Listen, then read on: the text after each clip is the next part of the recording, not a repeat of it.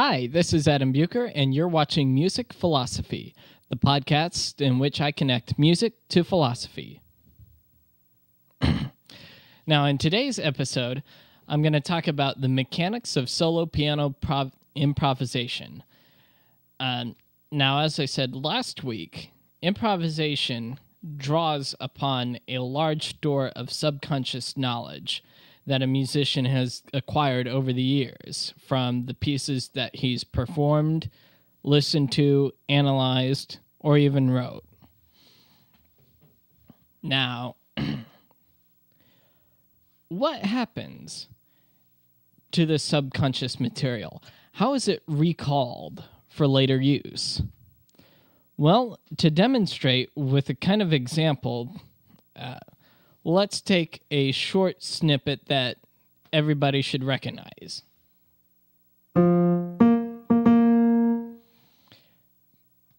Those few little notes say a whole lot because it connects you to this idea, and you recognize what piece that's from because you've heard it just about at every wedding that's just about at most weddings. But let's ignore what the notes are and focus solely on that rhythm. Let's say a composer hears that wedding march and then wants to focus on that rhythm because he likes that rhythm and he wants to use it somewhere else. So he recalls it for later use. And let's say he wants to make it a more sinister kind of a feeling. More serious. But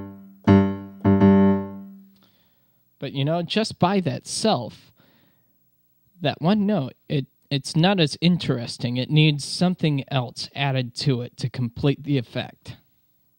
But if you recognize it, it's the same rhythm.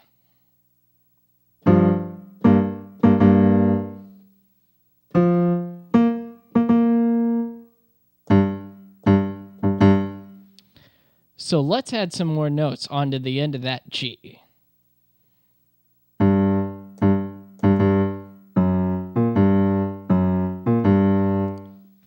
Now, if you know your movies, you may know what that's from.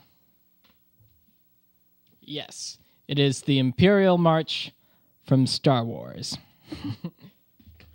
Now, it's kind of interesting how that same rhythmic idea is heard in two different pieces that convey entirely different things. And yet this, I believe, is how a lot of music is constructed. The musician abstracts certain things out of music that he's listened to, played, and analyzed and written, and he can take certain elements and recombine them in different ways to come up with an idea that's completely new. Now, a while back on YouTube, there was a video that was pretty popular about Pachelbel's canon and how those same chord changes occurred in a lot of music that was popular and how it was driving the comedian nuts. So he did a complete medley of songs over those chord changes, and it's pretty hilarious. What's interesting is that I believe that many of those performers that he's referencing may not have ever heard Pachelbel's canon in their life, or if they did, they can't remember or even knew that it was Pachelbel's canon. Nor would I think that they would try to consciously rip off Pachelbel. But that is a very common chord progression. And it demonstrates how a simple idea can be reused and reintegrated by a musician into many different contexts. How does a composer or an improviser integrate this material and do it in such a rapid fashion? Well, usually the composer slash improviser is wanting to convey or express something. So, upon their store of knowledge, they can combine all of that which they know and select that which most accurately represents the feeling that they're trying to recreate. So, let's say I start with a short melodic segment.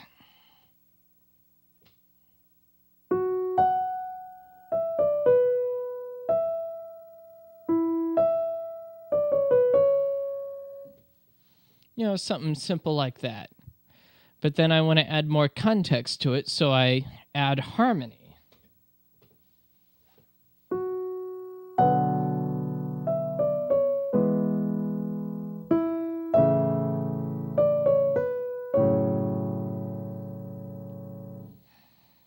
Well, all right, that's the beginning of something. But it feels incomplete, like there could be more done to that to make it more emotive. So I start embellishing by adding different notes, experimenting with dynamics, and being expressive. Now, if you've already looked at it so far, there's probably been a few hundred decisions made subconsciously in my brain as I try to lay the foundation for future improvisation. So I have now the basic idea from which I'll base the rest of the improvisation on.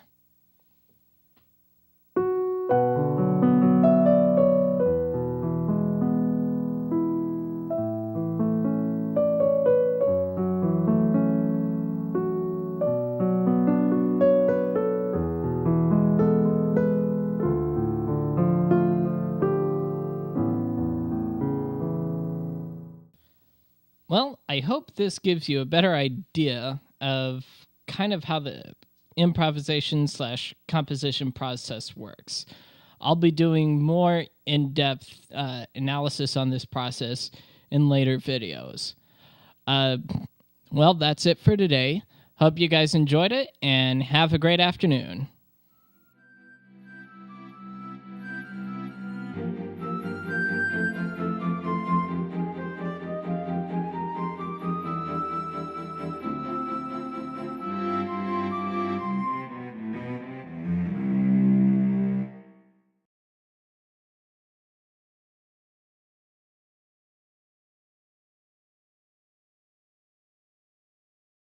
Luke, I am your father.